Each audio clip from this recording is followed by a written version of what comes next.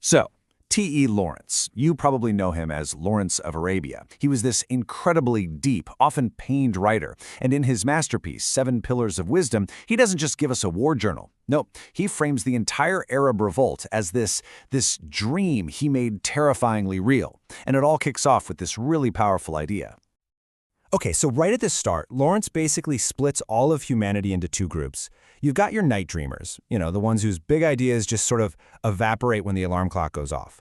But then you have the dreamers of the day. And these guys, he says, are dangerous, like really dangerous. Why? Because they don't just see a different world in their heads, they have this relentless, almost scary drive to actually build it. And then, with just 3 little words, he drops this bombshell. He points the finger right at himself. He is one of them. So what you're about to hear, it's the story of a self-professed dangerous man acting out his dream with his eyes wide open. So, what was this big dream? The one that made him so dangerous? Well, it wasn't about conquering land or grabbing territory, not in the usual way. It was something way bigger, way more abstract. It was about lighting a fire in a people's minds, the idea of their own freedom. The old Ottoman Empire was really starting to crack. They had this new Turkey for the Turks policy, which, surprise, surprise, was seriously ticking off the massive Arab population. That old respect for Turkish rule, it was just gone. The desert was basically a pile of dry tinder, just waiting for someone like Lawrence to come along with a match.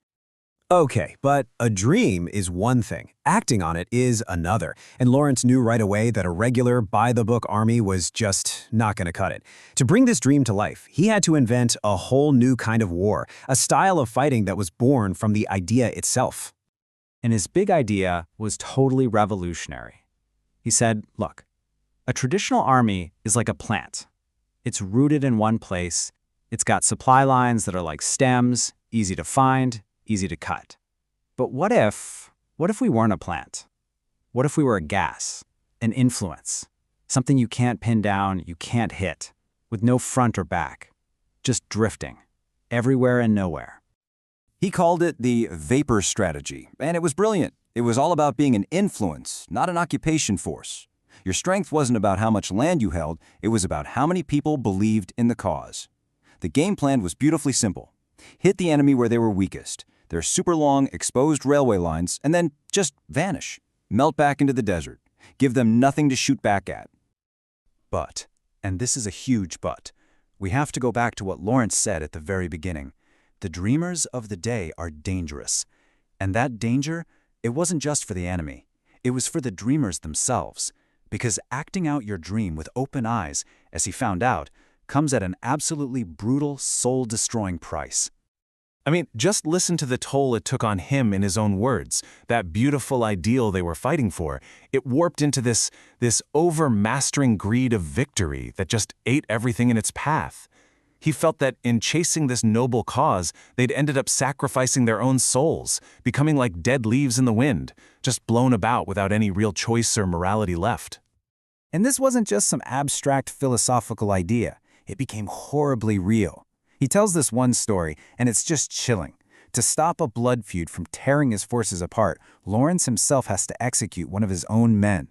And the way he describes it, so clinical, but you can feel him shaking. It just shows you a man being shattered by the very dream he's trying to build. What's the end result of all this? A deep, profound exhaustion, not of the body, but of the self. He says he was dead tired of my me. Think about that. He was an outsider, a British officer using the Arabs' genuine desire for freedom to help England win a war. And the hypocrisy, the weight of that lie, it just crushed him. All he wanted was to escape the person the war had forced him to become. All right, so after all of that, the grand idea, the brilliant strategy, the terrible personal cost, what happened? Did the dream actually come true? Was it all worth it in the end? And this is really the central question that hangs over this entire story, isn't it? Did the dreamer of the day actually succeed? Did he pull it off? Well, if you look at it like a balance sheet, the answer is complicated. On the plus side, the military goals were a huge success. I mean, Damascus was taken, a whole Ottoman army was destroyed, new Arab governments were set up. But on the negative side, the political promises made by England were broken. And for Lawrence, personally, the whole thing felt like a complete and total moral failure. And that brings us to this absolutely stunning final thought from Lawrence himself. For him, the clear-sighted dreamer of the day, maybe failure was the only possible outcome. Maybe trying to force a perfect, pure idea onto the messy, ugly real world is always doomed. Maybe when you're acting with your eyes wide open, you see that the only honest end to such a journey is to fail. If you found this look into one of history's most complex books as fascinating as I do, make sure to follow Books Butterfly for more.